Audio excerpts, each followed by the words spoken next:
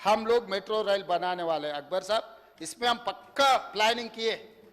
अब बेफिक्र रहो, आने वाले चुनाव से पहले चंद्रायन गुट्टा में मेट्रो में आके आपसे वोट मांगूंगा। मैं वादा कर रहा हूं। अब पिछले दोस्त को 10 साल देके ना, ये दोस्त को 4 साल समय दो आपके चंद्रायन गुट्टा में, मैं खड़े रहकर मेट्रो स्टेशन में आपको वोट मांगेंगे कि भाई इस बार चंद्रायन गुट्टा में कांग्रेस, ओबीसी को आपको ज्यादा प्यार है। ओबीसी के बारे में पिछले बार मैं फिशरमैन कम्युनिटी को टिकट दिया, मुद्राज कम्युनिटी को चंद्रायन गुट्टा से। मैं मेरे दोस्त से गुजारिश करूंगा, वो गरीब बेचारे को चंद्रायन गुट्टा से जिताने के लिए भी मैं आपसे गुजारिश करूंगा। तो इसीलिए मेरे टिकट से चुनाव लड़े तो मैं भरू भाई मैं अभी वादा कर रहा हूं चेयरमैन साहब, स्पीकर सर, आपके सामने, अगर कोडंगल से मेरे कांग्रेस के बी फॉर्म लिए तो अकबर साहब को जिताने की जिम्मेदारी मेरी है। मैं जिम्मेदारी लेता हूं। साहब का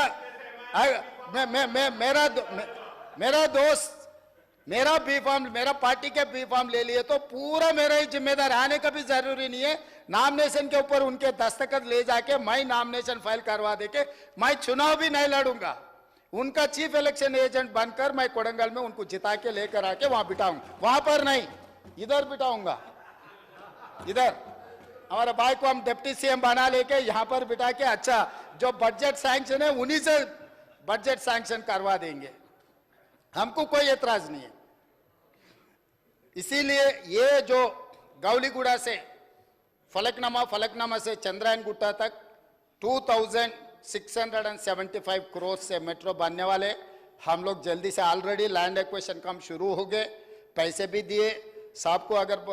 अगर वो इंफॉर्मेशन नहीं है तो मैं पूरा इंफॉर्मेशन सारा अकबर साहब को मैं दूंगा। लैंड एक्विजिशन का काम शुरू हो गए।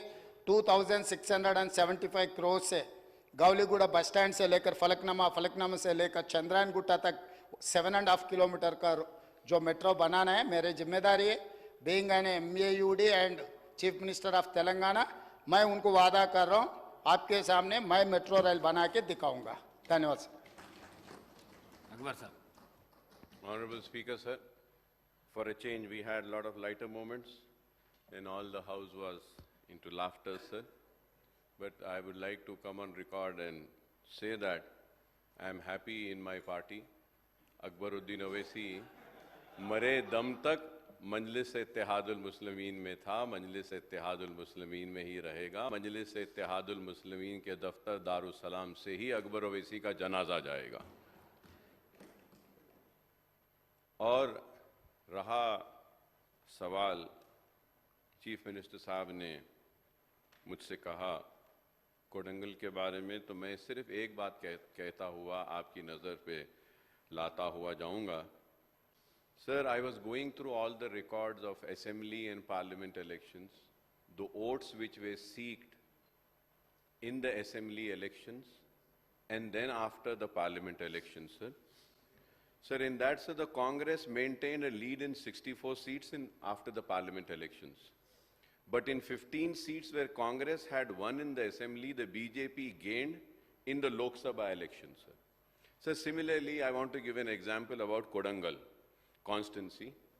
The Chief Minister Revant Reddy Sahab then had contested there, sir. The BJP had scored only 3,988 votes when Revant Reddy Sahab was contesting on Congress ticket as a Congress candidate, sir.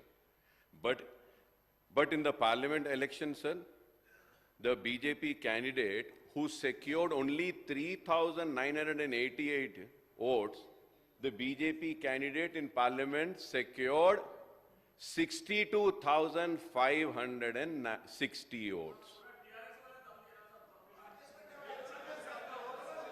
And नहीं मैं बोलता हूँ और sir और एक बात कहता हूँ sir I'll tell wait sir wait.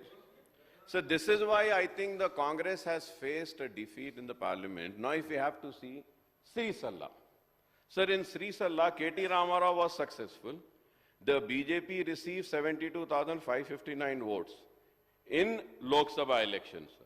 gaining the lead while it had secured only 18,328 votes in assembly, sir. सही है आपकी बात, मैं वो भी बता रहा हूं.